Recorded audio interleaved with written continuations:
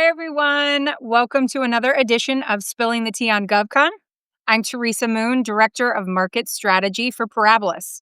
We're the preeminent partnership for government contractors, providing holistic support that includes a line of credit to fund your growth.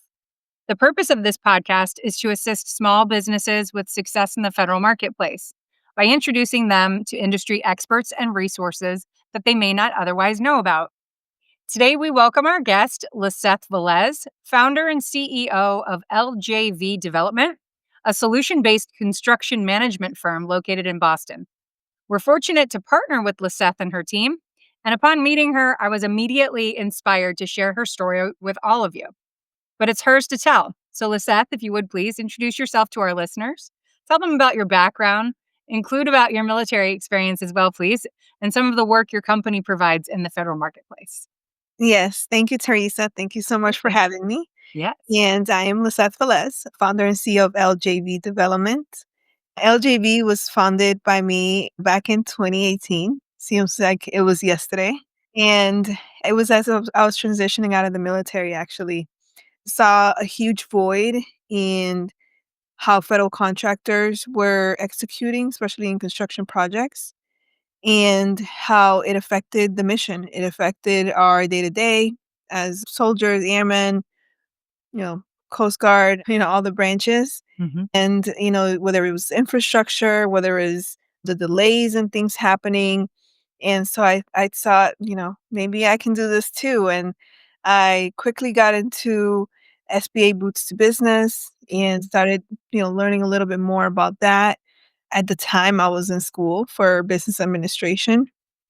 And so as we were doing our business plan and preparing on, what do we want to do, I started putting pieces of the map together. I basically was like, okay, well, I am in the civil engineering squadron.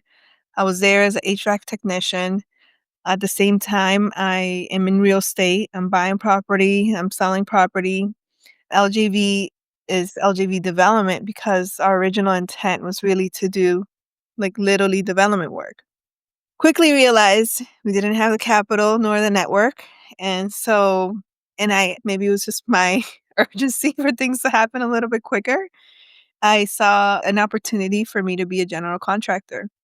And so we quickly pivoted. We essentially launched the construction arm in 2019 and focused specifically on providing general contracting and construction management solutions. And because, I was coming up from the military, wanted to work again with the government, I quickly started to understand what is federal contracting, what does that world mean? And, think I did, well, today I've probably done 30 plus programs at this point. That's great. But I've done things like veteran in procurement, VA type programs, really to understand what is the language of federal contracting, what are the expectations, what does compliance mean. And so it's been a long ride. It's still going. I still learn something new every day, but it's extremely rewarding, just being able to go back and see some of the either buildings we renovated or we restored. It just makes me so happy. And yeah, I hope to continue to do it. And I'm glad I'm partnering with you guys because it's really helping us continue to be in this space and continue to be a key player.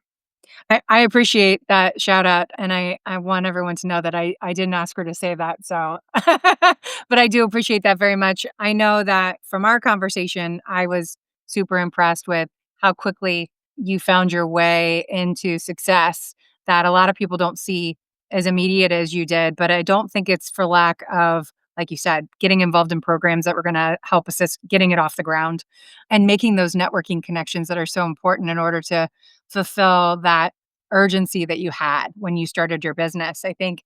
And it doesn't hurt that you got a business degree too. And I know that a lot of people who are listening today, we talk about it a lot on this program that I think one of the biggest hurdles that we see a lot of new businesses facing is that the businesses were started because the owners are functional operators of a great many qualities or, business acumen and sense of whatever their their abilities are, that what if they're an engineer or what have you.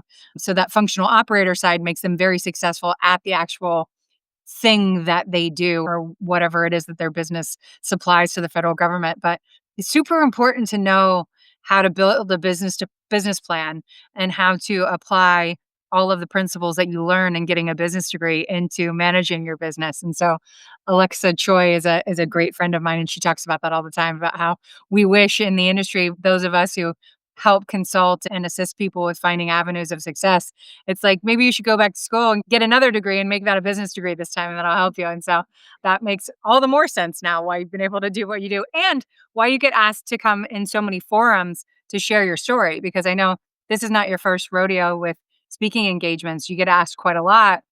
And I think a lot of it is because you went into your business very prepared to get started. And it didn't have to necessarily be something that you had initially thought about, that you saw the opportunity to really get started in the federal contracting market with becoming a general contractor. And it may not have been your original intent, but you pivoted. And I think that's a lot about what we're going to talk about today. And Yeah. when we prepped for this conversation, you are the one that said it. Mission comes first. And it's something that you learned while in the military. And I think it speaks to being prepared and knowing how to prioritize. And so I want to start with that. And I know that your military experience has had a big influence on your professional journey. And you've talked a little bit about that. And I know you'll interweave that into some of your responses here, but collaboration also is super important to you. So, talk a little bit about how collaborative work has been an impetus of success for you as well. Yeah, as much as, we might wanna do things on our own and have all the answers, that's just not realistic, right? In order to really do something, you need to quite literally be dependent on others, and part of that dependency comes with being able to collaborate. I think a lot of times, especially when we're highly experts in a subject or a thing, we're very tunnel vision and thinking, well, it has to be this way. And so I personally have always had this continuous learning mindset. Maybe that's why, you know, eh, I'm switching my way of doing things. Before it was very like fail fast and Mhm. hurry up and do it, which is probably why I've done the things I've done in such a quick manner. Now with with the experience and just more of the data points of all those experiences, I am taking a maybe a slower approach and saying, "Okay, let's be more deliberate about how do we collaborate? Who do we collaborate with?" And that's just part of the nature of maturing in a business cycle.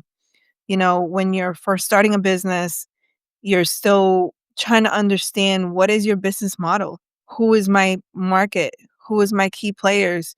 Who is my team members that are going to help me with this, business? And so I think that there is a space for you to be that way. I think as you mature as a business, it's really important to start narrowing down who you're collaborating with because there's only limited time, there's only limited resources. And, I mean, I have a construction company, right? Like, we're not doing it, construction companies have existed for many hundreds and thousands of years, right? Mhm. It's not anything new. I think is more about how do we find our place in this ecosystem? Where do we really fit? And then collaborating intentionally with those folks that we need to, whether it's somebody like Parabolis for funding, all the way to our clients. Long time ago, I would collaborate with any client. Didn't matter who it was. Just give me a contract, give me a project, give me an Right, opportunity. And that was the mindset. right. These days, we're saying, okay, maybe not every client is meant for us. And for us to be able to, it's funny, one of our values is priority. Yeah. In order for us to really be able to prioritize how we need to be a little bit more intentional about who our clients are, who are we Mhm. hiring, because as a general contractor, our backbone is the trade partners. I can't sit here and tell you that we've executed all this work on our own. Like our Right. trade partners, for us, the way I like to think about it is kind of like the military where you have the officers and you have your non-commissioned officers.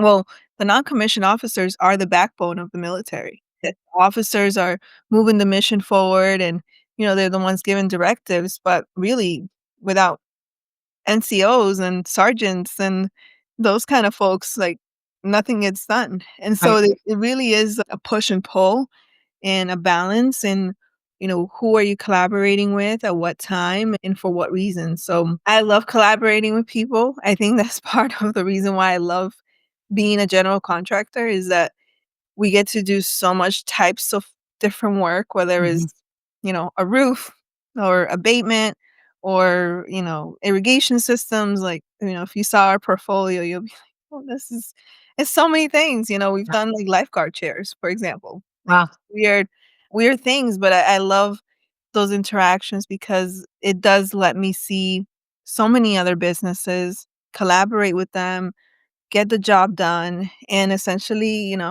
just move on and see something physical at the end of Mhm. it. Yeah, it's always nice to have a tangible result. I know Oh, yeah. sometimes it's hard to see your success when it doesn't have that, but I love that you see that the importance of it being that you're not the center of the universe for your work, that, working with other people can help move you further along than you can on your own, and a lot of business owners make that mistake that they end up being the single source of failure for their companies because they try to hold on to everything for too long, and you just can't be an expert of everything, a jack of all trades is a master of none. And I think some people learn that, too late and they learn a lot of hard lessons because of it. And I can see that, you leaning into the learning process being so important and that it's a good thing to learn something new every day. Because if you're the smartest person in the room, there's nothing you In the can get wrong room.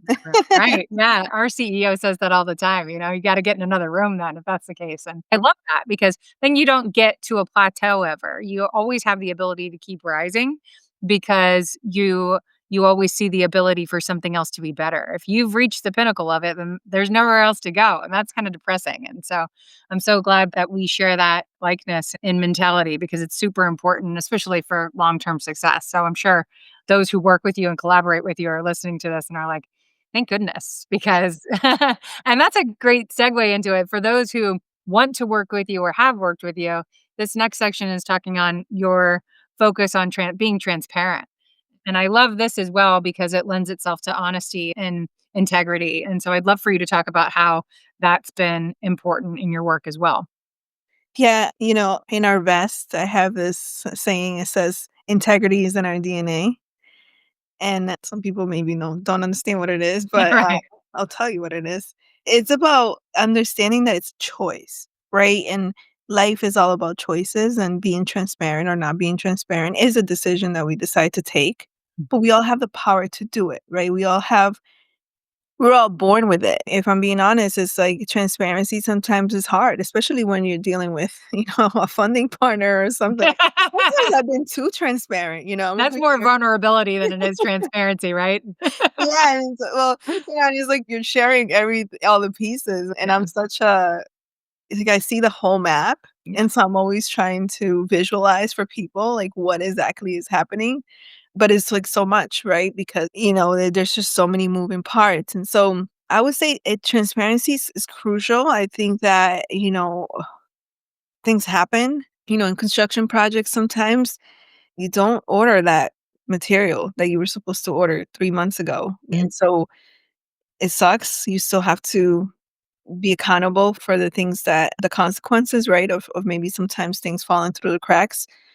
But I think the faster you can be not just transparent with others, but transparent with yourself. I think Mhm. transparent with yourself is even more important than being transparent with others because I think sometimes it's like people don't wanna lie to us, but they believe their lies so Yeah. much and that or their hope or whatever it is that you really need to look at something and say, "Okay, well, what is really happening here? What is the root cause?" Why is my clients not calling me back? Or why do my books look the way they look? And I think sometimes it's just about knowing or learning how to look at things. And sometimes it's just like we put our own wall. We literally we are our own self, our worst self in that process. And Yeah. so, you know, I focus on transparency because I need to sleep like a baby at night. Right. I and I'll tell you, it's not about not failing or, not doing things or doing everything perfect. That's not what transparency is, but it's just on those moments of friction or in those moments where you really need to let your ego, right? Let your ego down and have a true conversation with yourself and your partners and your employees and others. And no matter how hard it is, sometimes Mhm. you go into these conversations and it's hard. They're hard conversations and there's like real life consequences for some of, the things that are decided on. And so I don't take those lightly, but I do think that the more transparent you are about your viewpoint, the more I can tell you, like, hey, this is how I see it, and this is where I'm coming from. Or the person is also going to let their guard down and say, okay, well, this is how I see it. And this isn't, you'll be surprised. Sometimes there's just a miscommunication, and especially misexpectation. Right. Sometimes, what was, and so I think it's crucial, right? So it's Mhm. like focusing on that, being clear of like, "Hey, this is how I'm seeing it from the very get-go." Then it lets other people because part of that collaboration is, we're not mind readers. I can't read your mind or so the more we're upfront with, "Hey, this is what we need to do," or "This is how I'm seeing it," the more it opens the door for others to say, actually, that wasn't my this is not what I was expecting, or this is not what I thought it would be, and so Right. it gives it that opportunity for you to reengage in a better way, realign yourselves essentially. I agree. I think, honesty is key and that it does take courage. Being transparent is being honest about certain situations or all situations, right? And being a little bit vulnerable to the accountability that comes along with it. So I love that you highlighted that. I think it also, especially in long term relationships, it builds trust quicker. When you know what to expect from someone because they're consistently authentic with being transparent and telling you how they feel, you can trust them. Whether you wanna go out and have beers with them afterwards, right, is totally different, but you're Yeah, gonna respect them because you know that the conversation's going to, not be full of crap. It's gonna be, based off of truth and wherever you can get to the next step of resolution, and so I love that, and I think, that's probably something that most people from a military background have had experience with because there's so much need for that within military life. Not all, obviously, because not everyone that goes into it comes out of it with the same experience. But, I always lean into, our CEO is 30-year Air Force veteran, and I know exactly what to expect from him in our meetings. He's not speaking off a script, obviously, and he's not, like a robot. But from a transparency and a straightforwardness, I know what to expect. And because of that, there's no emotion tied into it. So I'm not worried about how he feels about me when he says things. I know that has nothing to do with it. He's just speaking the truth about things. And it is a reliable source of like, okay, everything's gonna be okay. Whether it's not, whether it's like something that I have to be accountable for or something that has to be addressed, I feel safe in the fact that I know that the next step is gonna be resolution. It isn't something, that's just still gonna be looming. And transparency is what allows for that to happen. And so I'm sure your employees feel that same way as well, and your clients have to. Because when they know what to expect from character and integrity with you, it makes every next step face it head on, deal with it, and then move on, and having that as part of your personality all the time and consistently, I think that's, like, the best thing that you could be offering to your entire professional circle, yourself included, that going to sleep at night and being able to not worry about what you've done or said is a safe place to be. It's peace of mind in its best form, right? yeah, I yeah, love that. yeah, yeah. I love that you talked about the trust piece because I always hear, people like to do business with people they like and trust, Yep. right? It's And true. it's just so true. And Mhm. so, yeah, that reliableness on what am I going to get from this interaction is definitely the key thing. Absolutely. And it's probably why, like I said, I mean, it seems like, 2018 to now has been a million years, but it's gone by super fast. It's like I always say, it's like dog years, right? And then going through COVID, right? I think we're a lot more appreciative of time because of where we were through all of that. And so you don't get to where you are as fast as you have without those things in place. And so it's super important. And, I think this kind of leads into You've talked about the transparency, and so that speaks directly to being true to your word and being consistent with that as well. But that also leads into, it's not just a thing about you, between you and your team, or you and your clients, but it's also with the people that you work with and rely on to grow your business too, your partners. And there's an element of that, I'm sure, that you apply into working with them. But when we were prepping for this, you talked specifically about managing your partners. And I loved the way that you said it, because a lot of people don't think about it that way. And I think that's a great way to think about it. So, how has the process of managing your partners really elevated your ability to, push forward and succeed so quickly? Yeah, that this word partnership, to me is very it's like I use the broad term. I do want to clarify for the audience, when we're saying partners, we're not talking about business partners per se. Right. Just I happen to be 100% owner, but I'm talking about anyone who is almost like a stepping stone for you getting to the destination that you want to get to. And so definitely, especially somebody who wants to grow fast and is in the government space, even if you're Mhm. not growing fast, if you don't have funding, it's almost virtually impossible, to win some of these contracts or to get the bonding you need or to be able to Mhm. pay your suppliers before, you mobilize for these jobs. So I would say the partnership part for us has been on who do we need for this moment, for this business right now, and what does that look like, and how is it gonna serve us best? And then who do we not need? And I think, sticking to, like, the banking side of things, a lot of times when you're starting a business, they're always saying, make really good relationships with your bankers and stuff like that, and which is true, you need to, and at the same time, you do need to understand what is the limitations that your partner banker has, Right. because they may not be the best solution for where you need to be. Last year we had a great top line year, but unfortunately we had a very overhead heavy year. Mhm. And so that really killed our bottom line. And so the consequences with that was that, virtually no big commercial banker is going to look at us, let alone, and if we are lucky, maybe some small,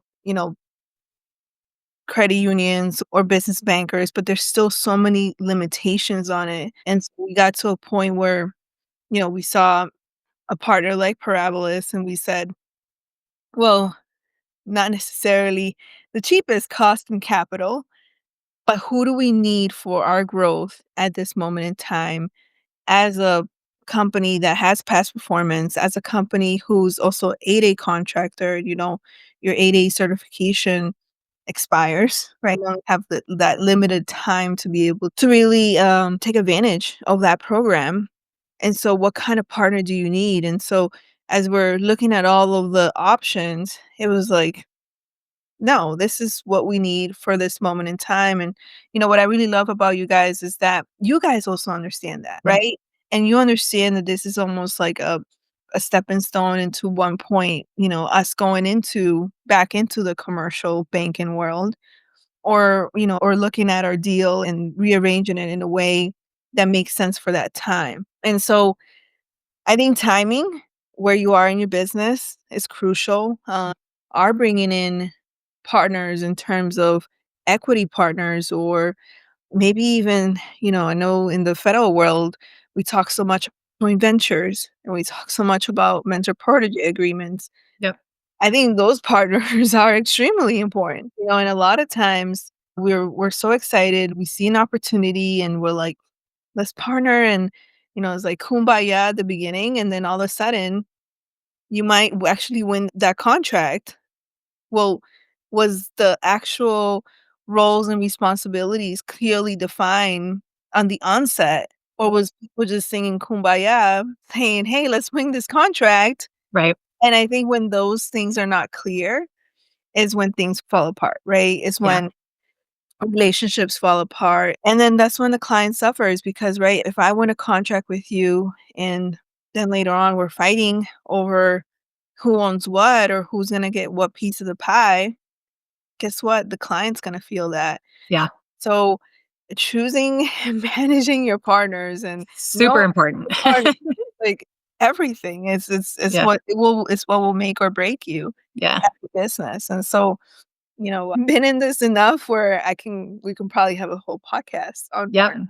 I mean, we've talked about it before on this too. It's like dating someone versus getting married to them, right? That's the Yeah, difference between mentor protege and a joint venture. And so you have to make sure that you're ready to commit to either one, right? And which one are you more apt to have an appetite for? And so I appreciate the fact that you recognize that as well. And then you see the importance of, making sure that there's boundaries and defined, separation of where roles and responsibilities come in. It's super important because a lot of, especially small businesses, we see get taken advantage of when they don't have some way of advocating properly for themselves and then don't know better than to find someone who can advocate for them then maybe from a legal standpoint to make sure that they don't get taken advantage of. And so it sounds like you've, had good experience with making sure that was a priority before you entered into a partnership with someone at whatever level. And that's yeah, super important. And typically we see businesses learning the hard way through things like that. And so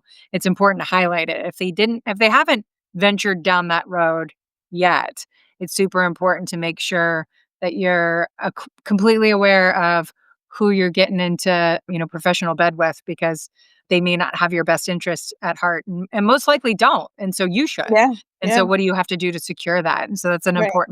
important point for you to have highlighted. So I appreciate that. Yeah, You know, oh, real sorry. quick, just thinking back at our transparency conversation, right? Like, Mhm. that is the foundation. Yeah. So if you're not transparent with what your values are, with what your mission is, with, what is it, who are you, Right. then it's a lot easier to get on a slippery slope with a bad partner Right. because you just don't know, right? Mm. So I would say this is really, it's just, I mean, that this conversation is being set up. I just keep seeing like a house being built. Yep. But really, before you look at partners, have a true conversation with yourself and really ask yourself, what are those goals and why do I even have those goals? And how do they align with us as a company and our culture? Because if you don't do that, then you're doing yourself a disservice, but then you're doing your banking partners a disservice, your clients, and your team members, your employees. Very important. I know that. I want to close out by asking you, and I know this is kind of a loaded question because there's probably multiple things that'll come to mind right away, but I always love for business owners to share experiences that they've had through challenges and the lessons that they've learned from them that have helped them get to the other side of it and have success through it. And so, is there one particular time or one particular lesson that you learned through a challenge that really helped you get to the other side of it and on to achieving a specific goal? Yeah. So It's many, like I'm sure. there's so many, I can pinpoint to so many. I love challenges. I think challenges is what breeds growth, and so I would say, I mean, I guess I can talk about our latest challenge with just maybe growing too fast as a team. Definitely something that I needed to have some hard conversations with myself, especially because, we don't have a board.